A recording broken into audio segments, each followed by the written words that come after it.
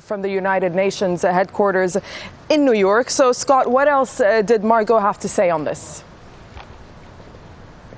Well, she said a couple of other things as well that are very important. And one thing to backstep a little bit here is why she was there is because there's a more effort by the United Nations to bring the gender issues to the forefront. Specifically, obviously, what her briefing was today, Wallstrom's briefing to the Security Council, was about sexual violence in conflict. And she phrased that in a very interesting way because she really wanted to put a broad basis to why it's important and why she should be speaking to the Security Council about this. And this is what she had to say.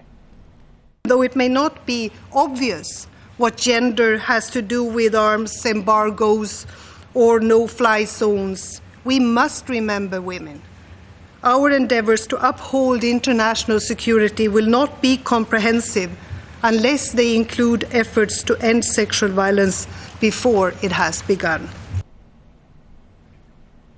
And obviously, as you had mentioned, that she was really focused on the fact that 2 Security Council resolutions on Libya did not mention anything about sexual violence during conflict, and that was where the crux of her criticism for the Security Council came from. And Scott, you know, I'm just wondering that how come this has come to light now?